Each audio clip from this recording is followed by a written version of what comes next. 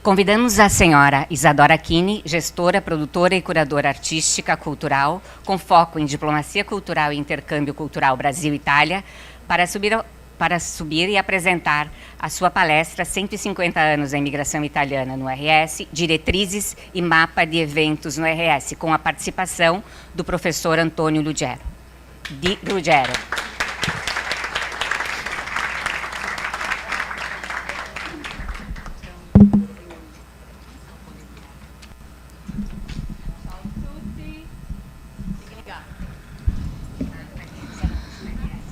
Mi escutam?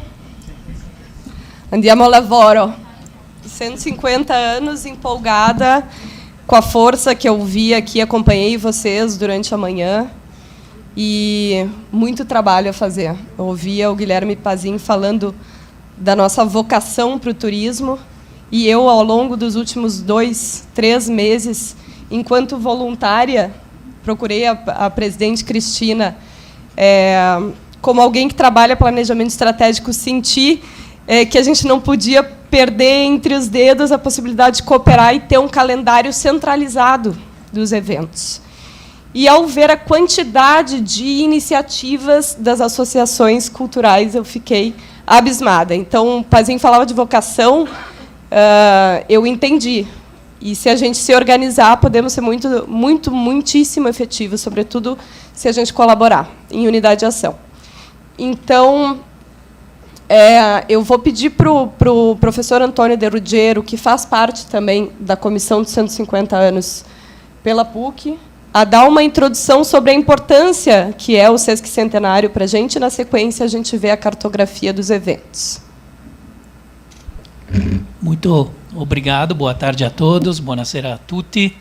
É um grande piacere estar aqui com voi oggi, mas eu falarei em português, né? Apesar de ser italiano. E quero agradecer primeiramente os organizadores desta importante iniciativa, né? Em particular o Comites do Rio Grande do Sul, na pessoa da presidente e arquiteta Cristina Mioranza, que me convidou. É um grande prazer para mim estar aqui, é um grande prazer estar na mesa com a Isadora, que é uma promotora cultural, né? Incansável mesmo. E cumprimento as autoridades que permitiram, né, a possibilidade de ficar nesse espaço importante pela comunidade de Porto Alegre e de todo o Rio Grande do Sul. Como italiano residente há 14 anos aqui nesse estado, espero que a efeméride de 2025, com a celebração do sesquicentenário da imigração italiana no estado, seja primeiramente a ocasião de uma importante retomada, né? Uma volta à normalidade depois de tantos eventos críticos, depois da grande catástrofe que caracterizou a história do Estado nos últimos meses, né?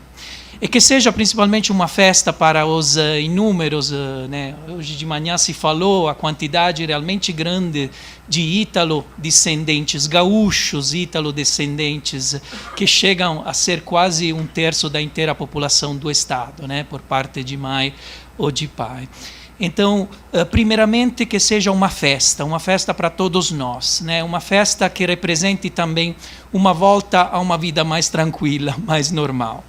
Ao mesmo tempo, acredito que seja importante iniciativas como esta para fortalecer, continuar fortalecendo. Eu faço isto, tento fazer isto no meu âmbito, que é um âmbito acadêmico. Eu trabalho como professor na Universidade Pontifícia Católica do Rio Grande do Sul, né, de manter vivas as relações econômicas, as relações culturais entre a Itália e este Estado, né, que tem uma cultura profundamente ligada também à história da Itália, né? E eu apreciei muito nos últimos tempos aquilo que as nossas autoridades consulares aqui fizeram para que isto se torne efetivamente um relacionamento contínuo, né? Foi um evento epocal, a presença do presidente Sergio Mattarella entre nós, né, alguns meses atrás, foi realmente um evento histórico. Como historiador, tenho que dizer que realmente nunca tinha acontecido, né? Só uma vez na história do Rio Grande do Sul tivemos a possibilidade de acolher um presidente da República Italiana, foi em 1958, e, na verdade, tudo se concentrou, as atividades se concentraram em Caxias do Sul, né? Então, Porto Alegre realmente é É uma novidade importante. Ao mesmo tempo, acredito, espero que esta seja, né, também a oportunidade para que, principalmente na Itália, mais do que aqui, né, a minha esperança é criar sempre este diálogo com as universidades em particular, com ambientes culturais italianos, uma oportunidade para que na Itália se comece a estudar mais a história da imigração italiana. Nós temos esta grande vergonha, eu como italiano tenho que admitir isto, nós aprendemos a história e nos nossos manuais de história lá na Itália não se apresenta sequer uma página de história da imigração, né? Alguma coisa está mudando nos últimos anos com alguns projetos interessantes nesse sentido, mas quem sabe esta seja a ocasião também para transmitir, além do oceano, esta importante questão, que seria aprender que os italianos um tempo foram imigrantes. E foram imigrantes que souberam construir modernização, desenvolvimento através do trabalho, né, em vários lugares distantes. Principalmente nesse momento, a Itália, nos últimos 30 anos, se tornou de uma terra de emigração se tornou uma terra de imigração. Um país que dá acolhimento a vários indivíduos provenientes de diferentes lugares do mundo, em particular do norte da África, Oriente Médio, países do leste europeu, né, que vivem períodos de guerras, de crise.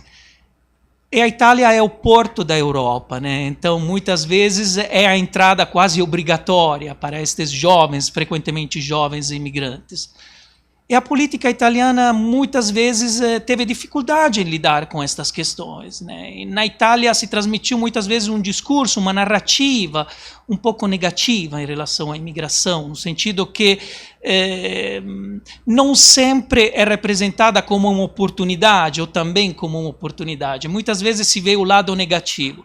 E acredito que estudar a história, estudar aqueles que foram as nossas dinâmicas de mobilidades humanas ajudaria também a ser um pouco mais empático, né? A desenvolver também um espírito mais humanista, né? Em relação a este problema e ao relacionamento com o outro. Em particular, a história do Rio Grande do Sul tem a ver com tudo isto.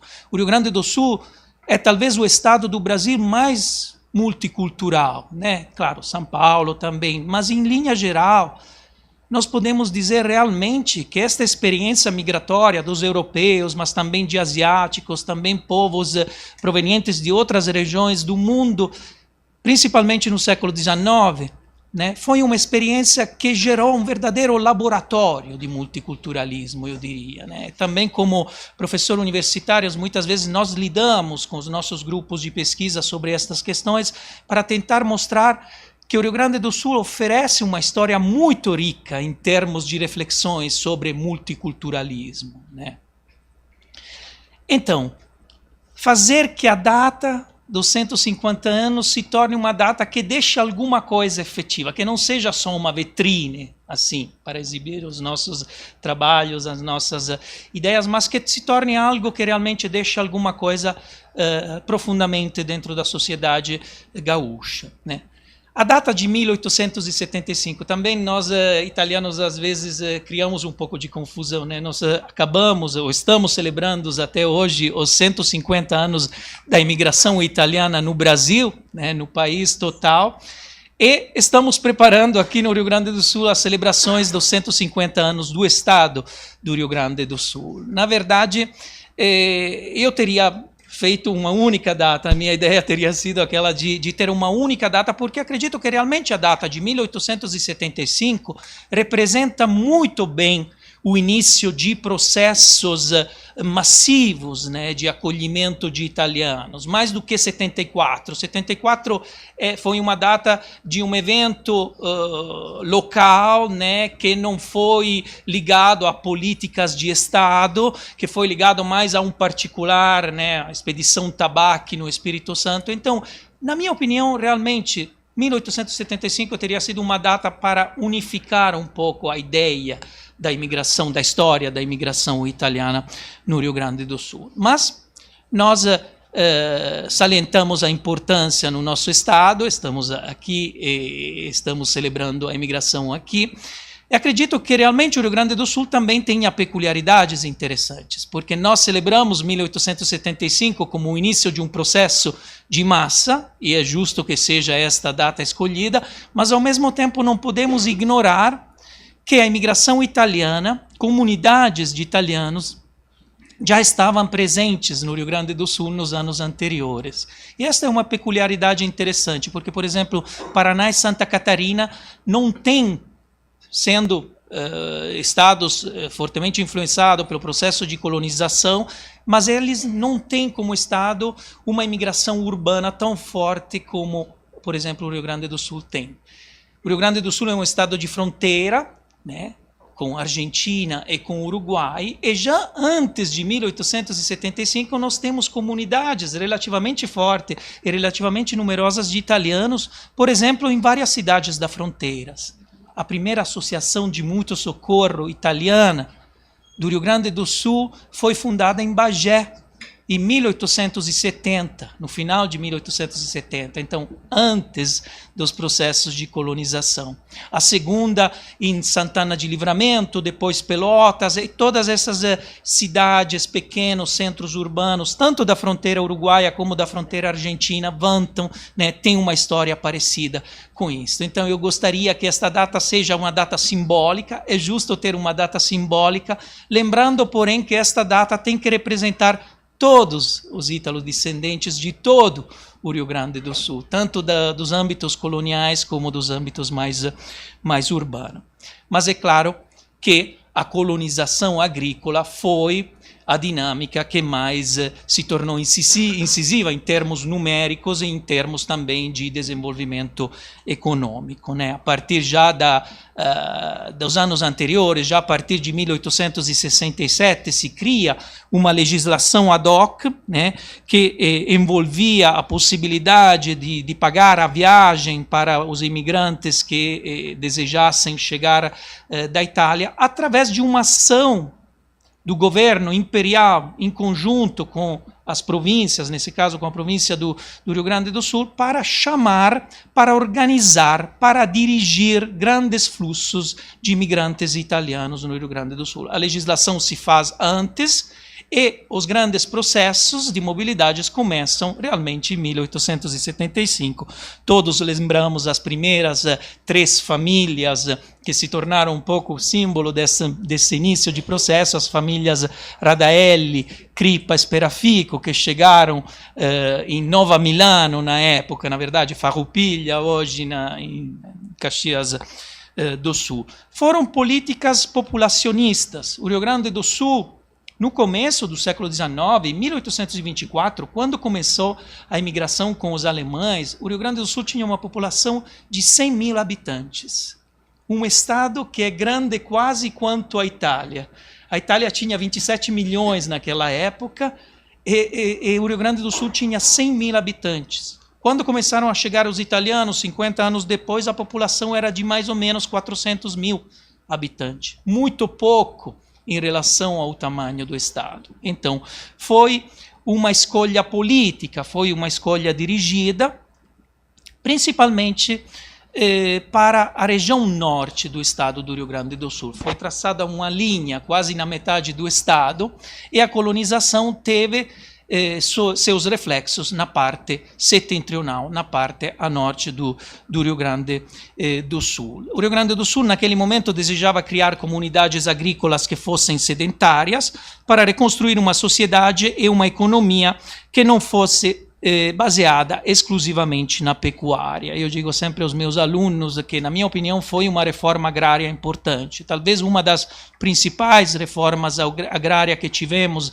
na história do Brasil. Mas foi parcial no sentido que influenciou a vida econômica e social só de determinadas pequenas regiões. Mas a partir daquelas pequenas regiões iniciais, aos poucos, estes processos conheceram uma expansão, né, relativamente repentina, rápida, tanto o norte, como também não esquecemos a quarta colônia, não sei se tem alguém de Santa Maria, de Silveira Martins, não podemos dimenticar a importância de todas as colônias, né?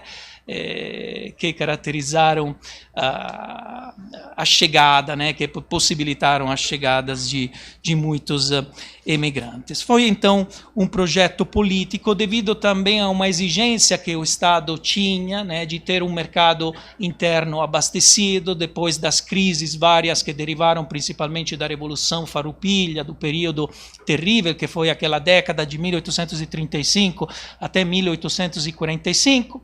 Foi uma escolha devida também ao fato que os alemães, que foram os primeiros escolhidos, começaram a diminuir em número de chegadas. Então, se elaboraram decretos. Já em 74 temos, por exemplo, as principais agências de imigração que elaboram projetos para chamar 100 mil europeus, né? E no primeiro momento não tem uma especificidade italiana. Inclusive, se incluem várias regiões da Europa.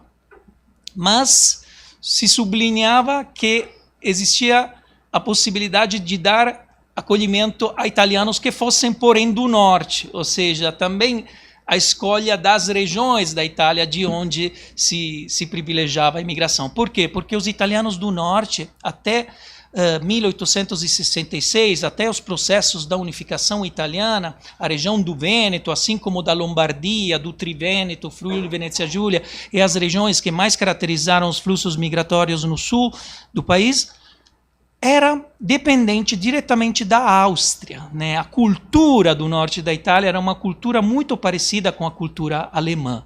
E os alemães tinham garantido nos anos anteriores um certo desenvolvimento, eles eram muito trabalhadores, na época existiam muitos preconceitos também em relação aos italianos do sul, que eram mais caóticos, que não tinham uma cultura diferente em relação àquela cultura mais rígida e organizada e tradicionalista dos italianos do norte, né? Como se deu este processo? Se deu a partir, como falei, de verdadeiras agências da imigração, que se ligavam tanto a contratos com o Estado, em particular o Império inicialmente, depois se passa também as competências às províncias, mas também às grandes companhias de navegação. Estamos na fase daquela que é chamada Segunda Revolução Industrial. As distâncias se reduziam, era uma fase já de globalização, né? Chegar no Brasil se tornava mais rápido em relação ao passado. As grandes companhias de navegação francesas, mas começava também com as companhias de navegação italiana, também ganhavam muito com a imigração, né? Então, estas agências de imigração tinham todo o interesse de convencer os camponeses italianos, porque o pedido era mais direcionado a famílias camponesas, né, que pudessem garantir uma permanência na hora da chegada. Esse atuou realmente uma política de propaganda muito, muito forte na Itália. Nós, como historiadores, aqui eu tenho alguns alunos, alguns colaboradores, né, sabem bem como é importante entender que, para entender um processo, como foi o processo de imigração no Rio Grande do Sul, é fundamental analisar muito bem a questão social também do outro lado do oceano. Entender o que empurrou estes italianos, estes camponeses para o Rio Grande do Sul. E eu diria que principalmente as causas são causas atrativas, como falei, a possibilidade de ter políticas de acolhimentos que são políticas generosas, entre aspas, no sentido que o governo local garantia uma moradia, garantia um lote de terra de 25 hectares, né, que para os camponeses italianos era um sonho ter uma terra desse tamanho, né, eles acostumados a viver às dependências dos patrões. Então, a propaganda se deu de forma relativamente tranquila. Muitas vezes se divulgavam nas campanhas do norte da Itália panfletos onde se mostrava a cucanha. O que era o Brasil? Era a cucanha, era o país onde os salames surgiam, caíam diretamente das árvores, né? Assim como de... E olha, é claro que os camponeses, podemos dizer tudo dos camponeses. Os camponeses não têm cultura, às vezes não são alfabetizados, mas os camponeses não são burros, nem um pouco. Para governar a agricultura, tu tem que ter muito cérebro, muita inteligência. Ninguém acreditava na cucanha, mas todos se davam conta que esta era uma possibilidade de resgate social, né? Tem um livro de uma colega minha que trabalha na Unicino, que tem como título a frase de um camponês de Vicenza, vicentino, que chegou na quarta colônia, nas primeiras levas de imigrantes, e imediatamente escreveu uma carta para o seu pai, dizendo: venham por aqui, venha toda a família por aqui, porque lá na Itália nós éramos servos, aqui somos senhores, né? E senhores não significa ser ricos, senhores, porque as condições inicialmente foram condições realmente proibitivas, difíceis, complicadas, mas significava ser senhores de si mesmo, recuperar uma dignidade humana, que lá na Itália muitas vezes se perdia. Por quê? Porque nós agora ganhamos esta terra é uma terra virgem, não vai dar frutos imediatamente, vai ser difícil, mas com a obstinação, com a perseverança, nós conquistaremos o nosso espaço. As gerações sucessivas, os filhos conseguiram já beneficiar destas possibilidades. Então, senhores, no sentido de recuperar a nossa dignidade e fornecer possibilidades melhores para os nossos filhos, para os nossos descendentes, né? Inicialmente as colônias eram colônias homogêneas, ou seja, muitas vezes eram italianos provenientes quase todos das mesmas regiões, do norte da Itália, como o Vêneto em particular, o Trentino italófono, naquele período muita boa parte do Trentino pertencia à Áustria, ainda só depois da Primeira Guerra Mundial temos a assimilação no contexto da Itália, né? Mas italófonos, de língua italiana pela maioria, eram do Friuli Venezia Giulia, eram da Lombardia, e algumas percentuais menores também de toscanos, da Emília-Romanha, etc., né? Com uma predominância de vênetos. Nestas colônias homogêneas, os italianos tentaram reproduzir os seus costumes, tanto no campo gastronômico, como no campo das tradições culturais, como na prática da religiosidade. Muitas vezes, os mesmos padres dessas novas comunidades eram padres chamados de lá, que acompanhavam os fluxos migratórios. A forte religiosidade católica, que ao mesmo tempo, porém, se misturava. Tem relatos fantásticos de padres jesuítas que contam de como, muitas vezes, nos domingos, eles, viajando nas colônias, encontravam italianos que estavam trabalhando no domingo. E estes padres xingavam os italianos, dizendo: olha, mas domingo é o dia do Senhor, domingo tu tem que ir na missa, tu não pode trabalhar. E eles respondiam: não, o trabalho vem antes de tudo isto. Isto significa que aquele conceito estereotipado da ética protestante do trabalho, na verdade, se associa muito bem também a estes grupos, né, de trabalhadores que perceberam que não podiam perder esta grande ocasião, né? Então, muitas vezes se renunciava também à missa para garantir o trabalho cotidiano, né? Isso é muito interessante, como existe em comparação em nível acadêmico também mais profunda sobre a ética protestante dos alemães, protestantes efetivamente, né, uma parte deles, e esta ética do trabalho desenvolvida no âmbito colonial também pelos catolicíssimos italianos, né? Então, tudo isto é muito interessante. A reprodução de valores e de costumes, né, tanto em termos gastronômicos, eu estudo, estou escrevendo, né, quem sabe eu consiga terminar, faz muitos anos que estou atrás disso, né, não consigo nunca terminar, uma história do vinho no sentido de como a história da produção do vinho se liga a uma questão identitária muito forte. Os italianos das colônias chegavam trazendo nos navios os ramos das videiras italianas, porque pensavam ou esperavam de poder reproduzir na terra de acolhimento também aqueles sabores, aquele produto fantástico que era o vinho italiano e que representava a cultura, a identidade italiana, né? É uma história muito interessante, uma história que começa mal, no sentido que estas videiras não funcionavam no contexto do Rio Grande do Sul, as condições morfológicas e climáticas eram muito diferentes, mas em poucos anos, graças também à obstinação de vários líderes comunitários, tanto entre os toscanos como entre os vênetos, por exemplo, se começou a exportar o vinho gaúcho nas mesas da burguesia de São Paulo, do Rio de Janeiro, os primeiros grandes comércios, a primeira fase do comércio na Serra se deu principalmente graças ao vinho. E o comércio é a prima etapa, né, daquele desenvolvimento que se tornerá nos anos sucessivos explosivo em relação à produção industrial de manufaturas, né, acompanhada também e principalmente, eu diria, eu não estou aqui para dizer que os italianos são antropologicamente superiores aos outros grupos, seria muito errado pensar isto. Inclusive nós hoje discutimos muitos na universidade como não cabe mais a ideia também do self-made man, né, do homem que se faz sozinho. Não, o homem não se faz sozinho. O homem tem capacidade de aproveitar ou não as possibilidades que encontra ao seu redor. E nesse caso foi muito importante a intervenção do Estado. Quando o Estado se deu conta que a região da Serra, em particular, apresentava condições favoráveis para um desenvolvimento econômico importante, investiu, por exemplo, em infraestruturas.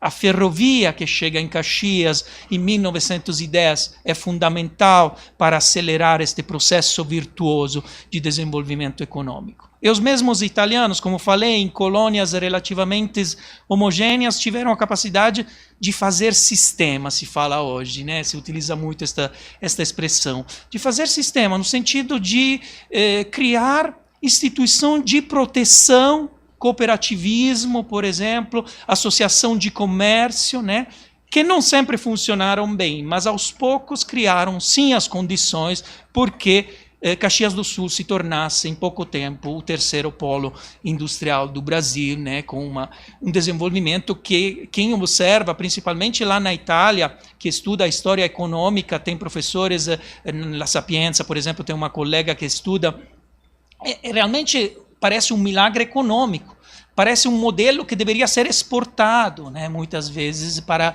entender a relevância que teve como fenômeno de desenvolvimento industrial. Mas é claro, como falei, a imigração não é só a colônia da Serra Gaúcha, a imigração no Rio Grande do Sul é algo muito mais complexo, e talvez por isso que seja mais interessante, porque envolve vários outros centros, né? Em particular, eu venho de uma tradição de estudos mais ligadas a estes percursos de mobilidade internas ao Cone Sul. É muito interessante, por exemplo, ver que além das cidades que eu citei antes da fronteira, também a mesma capital, Porto Alegre, tem um núcleo de italianos que se consolida já a partir da Revolução Farroupilha, né? Giuseppe Garibaldi, o principal herói nacional italiano, que também, e talvez seja justamente o Rio Grande do Sul onde ele constrói o seu mito, né, o mito do homem que vai a cavalo. Até então, Garibaldi sequer tinha conhecido um cavalo, né? Ele era marinheiro, ele era um corsário, né, se dizia na Itália. Ele era homem de mar. Aqui no Rio Grande do Sul, ele conheceu outras possibilidades, né, para fazer a guerrilha, para desenvolver os seus ideais independentistas em relação ao conceito de império, né? Naquele momento, a Revolução Farroupilha era vista quase como uma atividade política muito ligada àquilo que estava acontecendo na Itália, no processo da unificação italiana, e junto com Garibaldi, chegaram no Rio Grande do Sul. Garibaldi já estava no Rio de Janeiro, mas estava no Rio de Janeiro com a congrega di Mazziniani, quindi vários outros italianos que chegaram em ocasião da Revolução Farroupilha. Muitos deles depois voltaram para a Itália, muitos foram para o Uruguai, onde também se continuavam revoltas e motins revolucionários desse tipo, mas muitos deles permaneceram. E quem permaneceu muitas vezes criou condições para formar pequenas cadeias migratórias.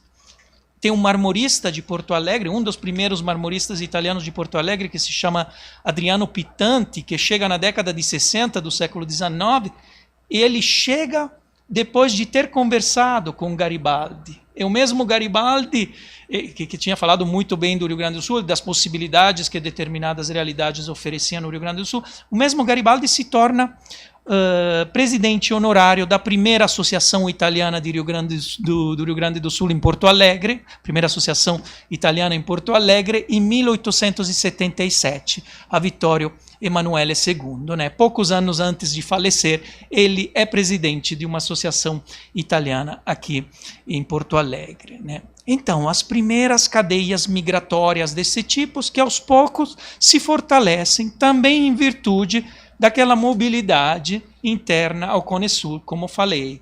As primeiras comunidades de imigrantes calabreses, por exemplo. Muitas vezes nós pensamos que os moraneses cheguem só depois da Segunda Guerra Mundial. Não é verdade. Grupos de moraneses, de Morano Cálabro, calabreses, já existiam e já eram muito consolidados em Porto Alegre no começo do século XX, tanto que a Rua das Andradas, a Rua do Centro, era ocupada por lojas, por vários negócios e comércios, né, dos meridionais, dos italianos do sul da Itália. E depois, sim, se reativaram, depois da Segunda Guerra Mundial, estas cadeias migratórias, quando a Itália estava em uma fase de crise e de declínio econômico, com as chegadas de novos moraneses, né? Onde eu quero parar. E a mesma coisa podemos dizer de cidades importantes como Pelotas, Rio Grande, onde existe uma pluralidade também do ponto de vista regional, abruzzeses, lucanos, toscanos, da Emília-Romagna, né? Campanos, sicilianos. Tem trabalhos interessantes nos últimos anos também sobre os sicilianos no Rio Grande do Sul. Ou seja, o que eu quero dizer? Que seja esta ocasião para lembrar esta pluralidade, que seja uma festa inclusiva, que seja a festa de todos os ítalos descendentes, né, que são bem representados aqui com os presidentes das várias associações do Rio Grande do Sul. E o fato que existam associações de todas as regiões, né, tem uma fundamentação histórica, né, como tento explicar aqui para vocês, né? Poderia falar até amanhã, né? Não vou fazer isso porque a Isadora tem muitas coisas interessantes para falar para vocês, mas queria finalizar, então, tentando amarrar todas estas questões que eu coloquei na mesa para vocês, e teremos, espero, várias outras ocasiões para nos aprofundarmos através de eventos culturais, congressos. A PUC também trabalha muito nesse sentido, assim como as outras universidades que há anos, né, estudam de forma extremamente proveitosa a história da imigração italiana. Teremos, sim, outras ocasiões para organizar eventos sobre esta história maravilhosas. O que eu quero, como quero concluir? Eu acredito que exista um fio condutor dentro dessa pluralidade da imigração italiana. O fio condutor, com certeza, é ligado à questão que sempre remete a questões ligadas à imigração, a coragem de quem emigra. A coragem é uma virtude de poucos, gente. Emigrar, decidir, tomar uma decisão desta importância no contexto italiano do final do século XIX significava realmente lidar com a questão da coragem. Os imigrantes todos eram corajosos. E o conceito de coragem remete também ao conceito de empreendedor. Para mim, os imigrantes são todos empreendedores, empreendedores de si mesmos. Não todos deram certo, não todos se tornaram grandes industriais ou grandes nomes, mas todos, com certeza, aproveitaram uma segunda chance que a vida oferecia para eles e tentaram fazer de tudo para construir um destino melhor para as gerações futuras. E segundo aspecto, já citado, a ética do trabalho, que acompanha totalmente esta história da Itália e dos processos migratórios da Itália do norte até o sul.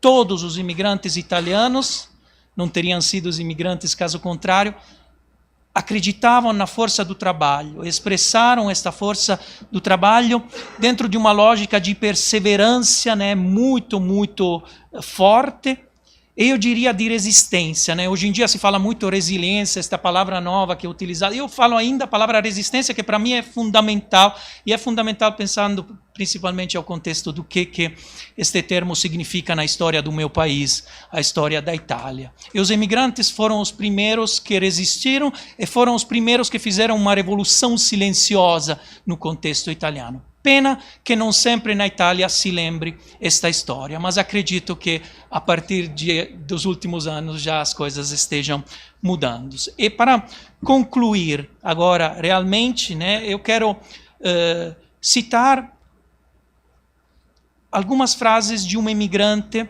que foi meu amigo, que infelizmente não está mais entre nós, né, o alfaiate Carmine, que pertencia à comunidade calabresa de Porto Alegre e que muitas vezes trabalhava conosco também, com o nosso grupo de pesquisa na PUC.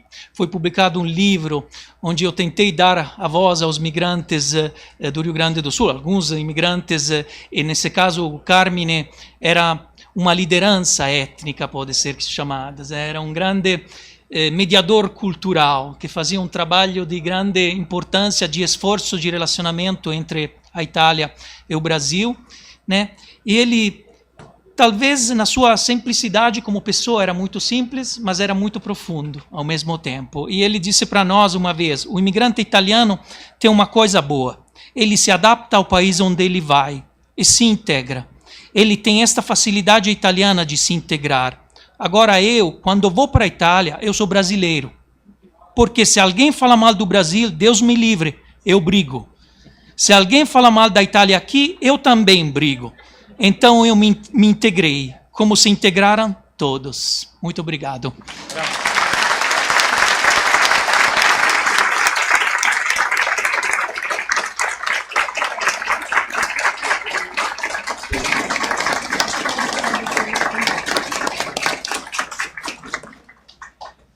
Obrigada, professor. Ouvindo o professor, a gente se dá conta, assim como quando eu comecei as pesquisas, da quantidade, esse arcabouço cultural tremendo. Todas as vezes que eu ouvi o professor falar, eu pensava: professor, isso dava um espetáculo. Isso dava isso. Não sei, as pessoas precisam saber. E eu, enquanto me coloco aqui, eu estou como voluntária no Comites para ajudar a colaborar com os 150 anos. Mas há 6 anos eu já trabalho com o Consulado Geral da Itália como colaboradora externa, sobretudo nos espetáculos na programação cultural, do Giugno, a Settimana della Lingua. E senti, muitos anos, né, estudo a cultura italiana, mas ela tem uma peculiaridade aqui no Brasil, que a gente tem um vero privilégio, na verdade, professor, de sermos brasileiros, gaúchos e italianos. Ou seja, nós podemos aproveitar o melhor de ambas as partes e colocar nesse caldeirão aí que vai gerar muitos projetos, que a minha intenção aqui hoje é que a gente possa visualizar uma primeira cartografia de eventos e também das associações, porque o Comites tem 80 associações cadastradas, ainda tem muitas outras que estão por aí. 4 delas são pontos de cultura perante o Ministério da Cultura, Ministério Federal, por exemplo. E a intenção é que a gente possa trabalhar em cooperação, porque está na natureza. Está esse DNA, empreender a si mesmo, mas empreender com o outro, em cooperação. E a gente pode e deve fazer isso também com relação aos nossos eventos, né? A gente vai ver um apanhado geral, lembrando, primeira versão, os trabalhos só estão começando, porque num futuro esse mesmo link que está sendo disponibilizado para vocês nas televisões, e quem quiser aqui tem as versões impressas, é o que a gente vai alimentar com o trabalho das associações. Muitos de vocês me conhecem através de e-mail, porque eu fiquei reiteradamente pedindo os projetos. Outros, no último mês, eu colaborei para que pudessem inscrever seus projetos na PNAB, na Lei Aldir Blanc, que pudessem financiar, porque é tanta ideia e a gente é tão criativo, só que, de fato, agora a gente tem que começar a planificar e ver o que vai acontecer em 2025, né? De que forma o Comites, e aí eu me coloco à disposição, tenho certeza que Cristina também, e todos nós para ajudar a viabilizar esses eventos. Prof, eu vou te deixar um com Cristina. Muito obrigado. Posso ficar aqui? Posso ficar aqui sentado? Me dá um prazer. Obrigado. Por favor, professor. Aqui é um GT, um grupo de trabalho hoje. A gente já está trabalhando. Bruna, pode passar. Então, contexto geral, a professora já deu, mas eu coloquei aqui alguns dos selos como uma provocação de que todo mundo está fazendo os seus 150 anos, né? E a gente passou 2024 e ainda vai ter muitos eventos acontecendo, porque, como o professor disse, a nível nacional eles celebraram por aí. E agora a gente, em Santa Catarina também, começam os nossos eventos, né? Só que tem uma peculiaridade muito nossa que a gente tem que achar um padrão que ele existe. E a gente vai, inclusive, colocar no selo que vai ser o oficial. Um dos motivos de centralizar as coisas é para que a gente possa parar de cada um faz o seu selo e daqui a pouco cada um tem o seu mapa. Vamos fazer um esforço coletivo para que tenha um calendário oficial. O secretário Peruquim ainda não está aí, mas daqui a pouco eu vou reforçar o quanto a gente, integrado com o governo do Estado, vai ter uma unidade de ação nesse aspecto, e conto com vocês nisso. Pode passar.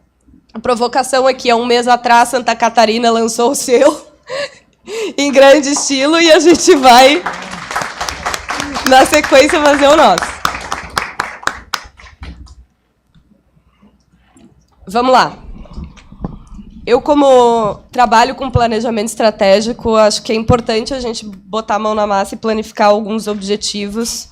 Eu elucidei 4 deles aqui. O primeiro, né, eu já tenho falado há alguns anos, e aí, no começo do ano, a Cristina me deu a honra e a oportunidade de colaborar com esse mapa, porque eu insistia, nossa, a gente tem que colocar o Rio Grande do Sul no mapa, porque a Itália não sabe o que acontece aqui. Quantidade de associação de saberes, de fazeres, de expressões culturais, de pontos de cultura, não sabe. Então, o primeiro intuito que eu falei, Cristina, a gente precisa botar o Rio Grande do Sul italiano no mapa e mostrar para a Itália. Infelizmente, agora a gente entrou no mapa por uma outra oportunidade trágica, que foram as enchentes, mas a gente tem uma obrigação de, em 2025, dizer que o Rio Grande do Sul e Porto Alegre, onde teve aquelas águas, que as águas varreram tudo que era ruim, para que a gente possa retomar algo que não se perde, que a água só leva o que não faz sentido, o que é essencial perdura. E o imigrante italiano, a professora já disse, né, teve coragem veio no zero e vai reconstruir de qualquer forma. Então, o primeiro objetivo é colocar o RS italiano no mapa e, sobretudo, um mapa digital, né? Eu estou introduzindo aqui QR Codes e coisas porque existe um saber e uma quantidade inúmera de acervo. Por exemplo, o meu choro nas enchentes, um dos primeiros foi com relação aos acervos. Imagina se estivessem digitalizados. Então, entende? A gente precisa se organizar. Outro fator, né? Os jovens, a gente vai mostrar. Quando a gente escuta uma história como a do professor, é impossível destruir algo que se conheça. Impossível. Então, dá à disposição das pessoas a possibilidade de achar no mapa o que acontece lá nos Caminhos de Pedra, o que acontece no Recanto Bergamasco. É uma oportunidade que a gente preserve essa cultura, e a gente vai fazer isso através desse mapa. Promoção da diplomacia cultural e intercâmbios é meio óbvio, mas o óbvio precisa ser dito, né? Promover as aproximações, encontros e eventos para que a gente tenha essas trocas. Unidade de ação, conexão e cooperação. Vou reiterar isso, porque realmente dispersar não vai funcionar. A gente precisa agir em unidade de ação, como uma orquestra, né, professor? Afinados, um escutando o outro, no mesmo ritmo, no mesmo tempo, entregando um resultado único. Interiorização é algo que o Consulado Geral da Itália e o cônsul-geral Valério Caruso fez isso imensamente bem, que foi o primeiro cônsul que foi para o interior.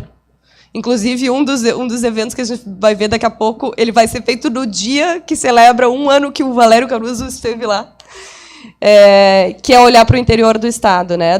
Desses lugares aí que a gente não conhece, que tem expressões culturais, pontos turísticos impressionantes.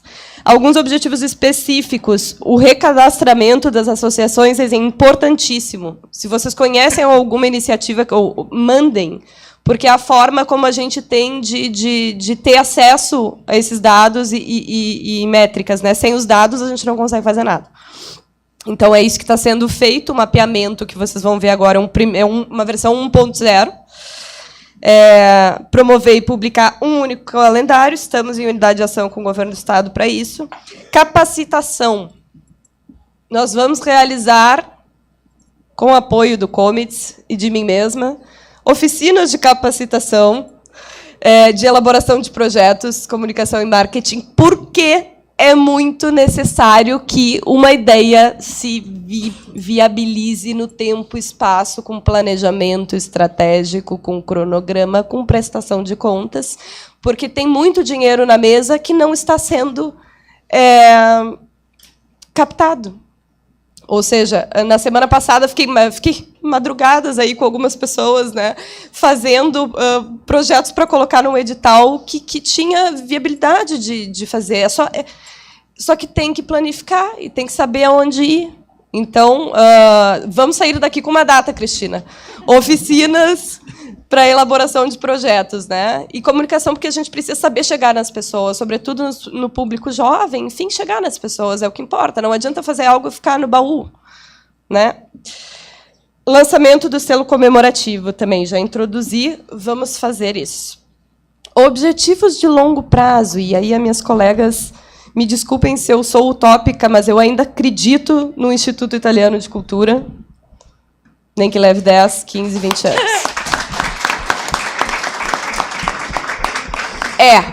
Se eu não fosse utópica, não estava nem aqui. A gente acredita. Acreditamos. Então, todos acreditamos, vamos trabalhar para isso. E existem...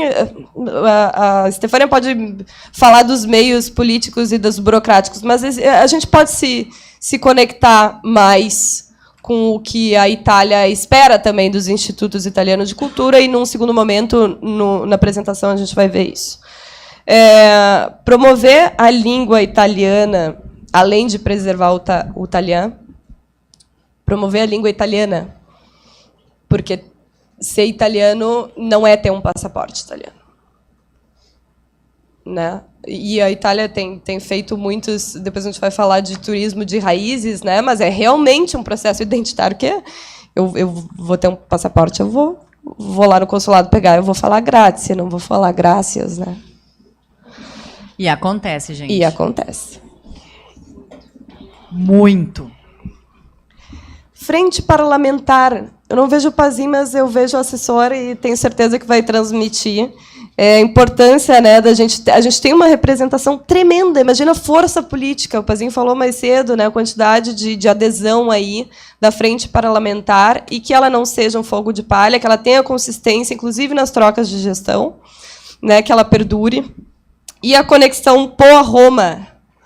Ele também introduziu, o governador teve... Enfim, é uma luta que a gente tem, e, sobretudo, se a gente for eficaz na implementação do turismo de raiz, conforme a Itália quer, porque eles vão fazer testes, se rende economicamente a gente ir para lá. Claro que vai facilitar, a abertura comercial começa com um voo direto, né? Mas a gente precisa ir mais para a Itália. Vamos para a Itália. Objetivos: diplomacia cultural e científica. Tem 4 pontos aqui que eu não tirei do nada. Como eu falei para vocês, apesar de eu ser uma colaboradora externa do Consulado-Geral da Itália, os últimos anos, montando os espetáculos, no Due Giugno do ano passado, que foi o Rapto de Perséfone, que tinha projeções imersivas multimídia, não foi uma decisão meramente criativa, ela foi estratégica. Novas mídias. Então, a gente contar histórias antigas, tradicionais, só que com um novo olhar, é uma das coisas. Esses 4 pontos aqui de diplomacia cultural e científica, depois quem desenvolve projetos leia com calma, porque eles são as diretrizes, na verdade, do MAIT, não são minhas. Que tenha uma oferta diversificada, mas com abordagem contemporânea. Ampliar o público jovem, engajar as novas gerações.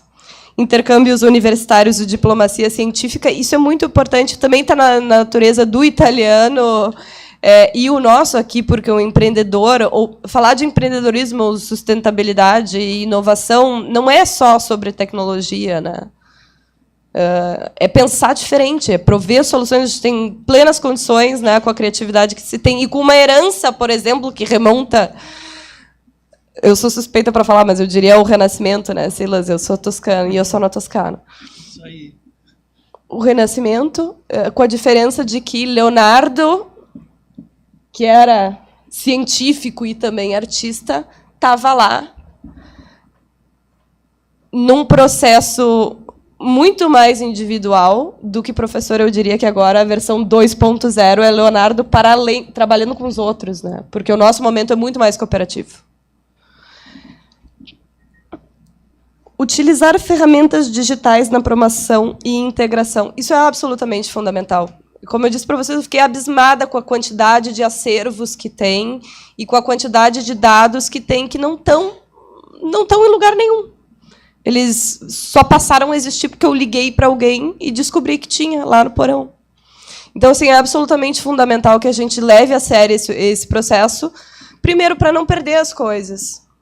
Segundo, para fazê-las chegarem no lugar onde elas têm que estar, né? Para que a gente possa promover e chegar nos lugares que a gente quer. Faltou um X ali, mas devo cumprimentar o Comits, que a abrangência do Comits é inacreditável. 80 associações, as 9 regiões funcionais do Rio Grande do Sul estão representadas através das associações cadastradas no Comits. Isso, Isadora, que nós tínhamos 140 associações antes da pandemia. Nós perdemos, então, um número significativo de associações. Então, hoje, e eu espero, com esse encontro, conseguir chegar a mais associações que ainda não estejam cadastradas no nosso site. Então, vamos fazer isso, porque eu vou trabalhar com a Cristina junto nisso, até porque, né, todo o discurso que eu estou falando, descobrir que elas existem, né? E vão saber os benefícios também que é estar dentro do Comits. Não tem sozinho, a gente não vai a lugar nenhum. Um pouco de contexto, pode passar, Bruna. A tal da chamada. A chamada de projetos que foi feita em abril foi uma primeira iniciativa para que a gente pudesse formar esse calendário, que pudesse, para além das associações, inclusive, porque ela foi publicada no site, nas redes sociais, enviadas em releases, para que todo mundo tivesse a oportunidade de inscrever projetos. Não estou dizendo que ela fechou, como eu disse para vocês, foi uma iniciativa para que a gente pudesse mapear. Claro que ela vai ter um fim, senão a gente vai passar até 2030 fazendo mapa. Podemos fazer atualizações, mas a gente, no próximo mês, tem que ir indo para os finalmente. Então, foram 32 projetos submetidos. Vamos fazer en passant alguns deles. Mas, antes disso, pode passar, Bruna. Senti uma necessidade muito importante, até pensando já no aplicativo do mapa, de diferenciar aí os eixos temáticos que apareceram conforme a recorrência dos projetos. Então, se estabeleceu 8 eixos temáticos transversais, conforme... são transversais, né? Transversalidade é muito importante. Inclusive, para o Ministério da Educação da Itália, já ouvi muitos discursos, depois eu mando para vocês. O primeiro é Educação, Historiografia e Pesquisa, ou seja, as pesquisas acadêmicas, né, professor, entram aqui, tudo que faz parte de uma pesquisa que faça a relevância à história, né, e que use a pedagogia, a educação e a pesquisa. Gastronomia, artes e espetáculos. Patrimônio imaterial, saberes e fazeres. O Talian entra aqui, inclusive. patrimônio imaterial. Não quer dizer que não tenha valor, inclusive tem imateriais com muito mais valores, como a ópera, que foi, né, publicada como patrimônio da ONU, né, professor? Memória, acervo e museus. Estão ligados também, né, porque é uma recorrência dos acervos e os museus precisarem ser organizados, né? Turismo cultural, ou seja, qualquer documentação que tem valor ali para a memória da imigração, entra aqui e, às vezes, eles vão coexistir, por isso que é transversal, né? Às vezes ele vai estar em educação, memória também. Turismo cultural e pontos de cultura, super importante. Eu mencionei para vocês que só 4 das associações, só 4 de vocês são um ponto de cultura perante o governo federal. E existem, como eu disse, verbas para isso. Existem benefícios para isso. Existe dinheiro para fazer a sede, só que tem que se tornar um ponto de cultura. Né? Vamos trabalhar para isso. Sem contar, né, o patrimônio, assim, os roteiros, o potencial turístico, o dinheiro, a economia girando. É que as pessoas não sabem. Tem lugares que têm acervos extraordinários, só que eles têm que estar em exposição. Patrimônio material e restauro, também. Vocês conhecem, talvez a Assembleia conheça, porque o prêmio máximo da casa é uma estátua, o Laçador, que foi feito por um escultor. Quem foi, professor, que fez o Laçador? Caringi, italiano. É italiano, não é? Patrimônio material e restauro. Assim, eu diria que 75% dos gaúchos não sabe que aquela beleza foi feita por um italiano. Belíssimo, assim como Gaudenzi e outros tantos, assim como fachadarios maravilhosos que já não existem mais, e patrimônio material, que eu não vou nem falar, senão eu começo a chorar, né? Gurias da arquitetura ou do restauro que estão por aqui. E o último, eventos calendarizados. Muitas associações têm, tradicionalmente, tem algumas que estão na 60ª festa, que acontece anualmente, que é importante que saiba que a pessoa que vai lá em julho vai encontrar a festa em Marau. Modalidades de eventos: painéis e oficinas, seminários e congressos, mostras e exposições, eventos de lançamento, festivais e festividades comunitárias, apresentações artísticas e intercâmbios culturais internacionais. Pode passar, Bru. Essa é a minha referência utópica master. É a gente ter um hot site. Ia ser um aplicativo, daí eu baixei um pouco a ambição. Talvez seja um aplicativo, se a gente trabalhar